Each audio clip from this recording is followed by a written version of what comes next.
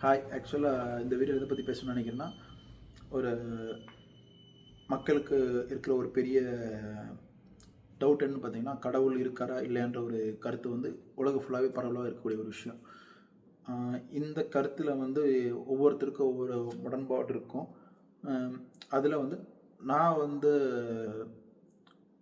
இதை கடவுள் இருக்கான்ற ஒரு விஷயத்த வந்து ப்ரூஃப் பண்ணுறதுக்கு ஒரு சங்க காலத்து ஒரு தமிழ் இலக்கியத்தில் உள்ள ஒரு விஷயம் வந்து கடவுள் வந்து இருந்திருக்காருன்னு சொல்லுறதுக்கு ஒரு ஹைலி எவிடன்ஸாக ஒரு இருக்கக்கூடிய விஷயம் தமிழர்களே இருக்குது. அது எப்படின்னு பார்த்தீங்கன்னா, தமிழர்கள் அந்த காலத்துலேருந்தே கடவுள் தான் வழிபட்டிருக்கான்னு சொல்கிறதுக்கு நம்ம திருவள்ளுவர் எடுத்துக்கலாம். அவர் எழுதின அந்த திருக்குறள் நூலில் முதல் அந்த அத்தியாயத்தில் இருக்கிற முதல் குறள் என்ன பார்த்தோன்னா, அகர முதல் எழுத்தெல்லாம் ஆதி பகவன் முதற்றே உலகு.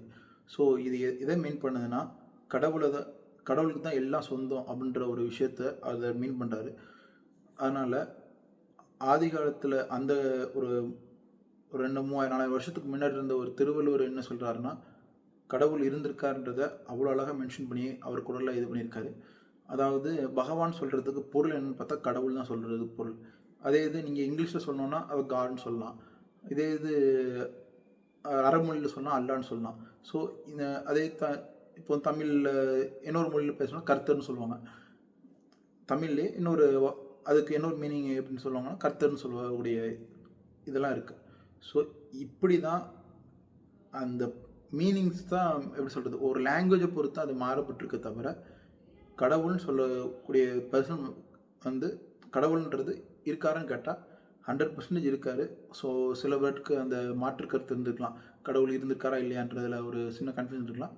பட் இந்த வீடியோ பார்த்ததுக்கப்புறம் நீங்கள் வந்து தமிழர் மக்களில் அதாவது பழமையான எப்படி சொல்கிறது, ஒரு நாகரிகம் கொண்ட ஒரு மக்கள் இனத்திலேயே கடவுளுக்கு அவ்வளோ முக்கியத்துவம் கொடுத்துருக்காங்கன்னா அது நம்ம திருவள்ளுவர்லேருந்து நம்ம வந்து தெரிஞ்சுக்கலாம் கடவுள் இருக்கான்ற ஒரு விஷயத்த.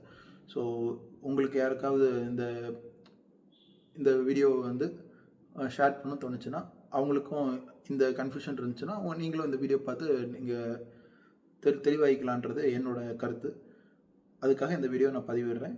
ஸோ உங்களுக்கு யாருக்கெல்லாம் ஷேர் பண்ணணும்னு நினைக்கிறீங்களோ நீங்கள் ஷேர் பண்ணுங்கள். பாய்.